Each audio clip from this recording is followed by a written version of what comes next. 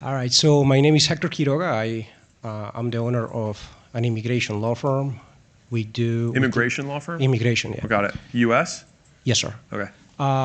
24 million last year, or run rate right 24 million last year? 24, yeah. Okay. And our run rate right now is 60 million. Nice. Yeah, something happened in January. So we would like It's amazing for you. Yeah, we like to be at 100 million on revenue. So what is stopping me is I'm sure I have a little bit of a shiny object before me, and that is I can expand our current operation, open more locations, and why not do more. But to get to the 24 and 60, we develop quite a bit of technology inside our processes, procedures, software, apps, all of this. Yeah. And it's to the point where, from my perspective, when you're trying to develop tools for the thing, and those tools are probably more valuable than the thing itself, I feel that I could profit out of that. Don't start a software company. It's too late. Way too late. So, no, I'll be clear what I mean. Yeah. So this is actually, I think this is really important for a lot of people. So a lot of services over time become more technologically enabled. And you do that because you want to expand your service ratio, right? You want to get, you can drive more incremental margin because you can get one guy who could normally do 10 deals or 10 customers, whatever, to doing 100 in the same period of time. So it dramatically improves the margin of the business. But the thing is that the decision to then say, you know what I could do is I could start selling this to other immigration firms. I'm telling you right now, if you have $100 million per year with probably high margins because you use technology in terms of how you're doing it, do that. The likelihood that you actually do true software is such a different animal.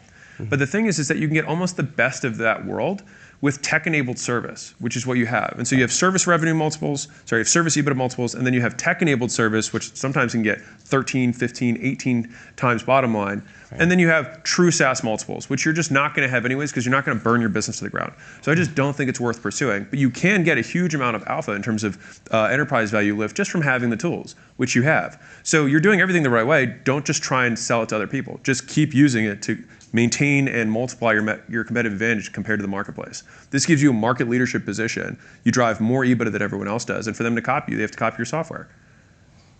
Okay. Then let me pivot. Then what? Then let me pivot just for a second. Pivot, okay. So I'm going to say, not to the software thing. Sure. I'm going to go for Keep building it, but for yourself. Yeah. Yeah. Now, going into new areas cost me about $150,000 to open a new location, get it trained. It's too slow. I feel like I can only open about 2-3 firms in a year to get it profitable. Sure. If I could lease my factory, in other words, I can go to other lawyers and say, listen, family lawyers, bankruptcy lawyers, other lawyers, and say, here's how you sell this. I'll train your salespeople and feed your cases through my machine. Because what they care is about winning, right? So if you feed it through my machine, we can get that. I could sort of amplify the speed on which I could do more, right? Yeah.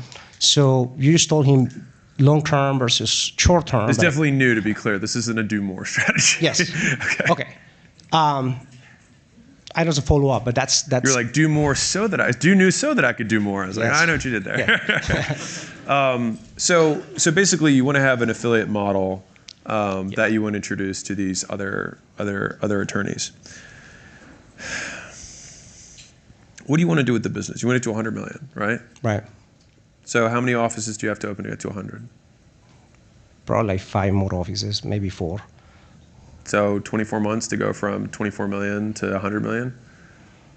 Then why are we talking about anything else? Mm-hmm. No, I'm being super real. Right.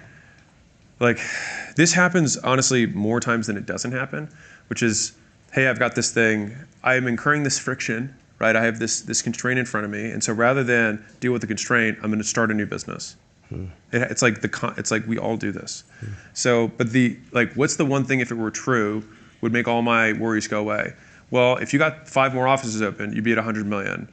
So let's just do that.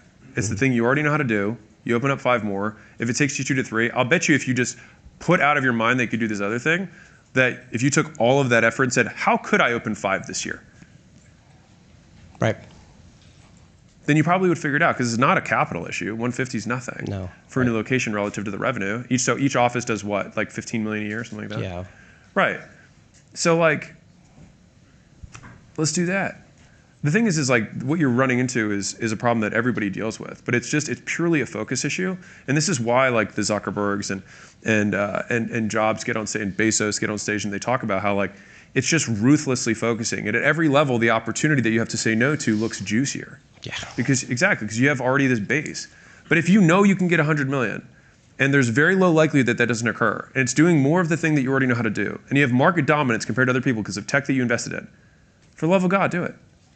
Just do that. It's hard though, because the other thing looks juicy. But I would encourage you to just open the 5. If you're a business owner and you're not growing as fast as you'd like, I'd like to give you a free gift.